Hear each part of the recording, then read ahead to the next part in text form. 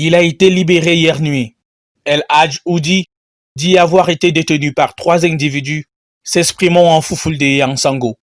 Contrairement à ses compagnons d'infortune, relâché après avoir été dépouillé il y a une semaine en Centrafrique, le commerçant camerounais dit n'avoir payé aucune rançon.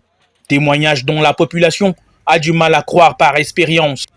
Ici, les exactions et les victimes sont nombreuses et tout en finit par une perte en bien ou en âme.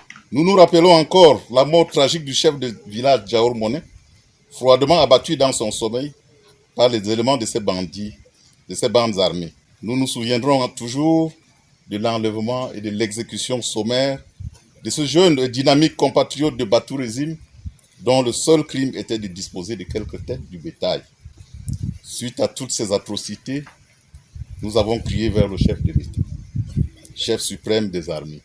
Le département du Mbéré, dans la région de l'Adamawa, perd son bétail et ses éleveurs du fait des preneurs d'otages qui ont pour base arrière la Centrafrique. De temps en temps, nous subissons dans notre parc national du Mbéré des tueries, des abattages sauvages d'éléphants. Et vous vous souvenez, il y a eu des meurtres au niveau de Yarma, les enlèvements de personnes contre rançon. La liste est très longue.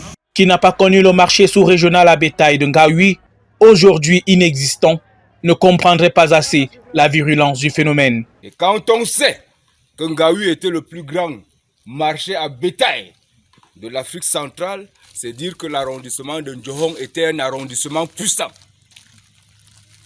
Un vecteur de l'économie dans l'Adamawa et certainement dans le Cameroun. Mais l'insécurité grandissante à nos frontières a amené le phénomène de coupeur de route et ce marché est tombé. Il faudrait que cet essor économique reprenne. Près de 80 000 réfugiés centrafricains vivent pourtant dans les communautés locales et dans les camps, comme ici à Borgop. Des suspicions ont longtemps pesé sur certains réfugiés, vite balayés par le Haut Commissariat des Nations Unies en charge, ce d'autant que des preuves n'ont jamais été fournies.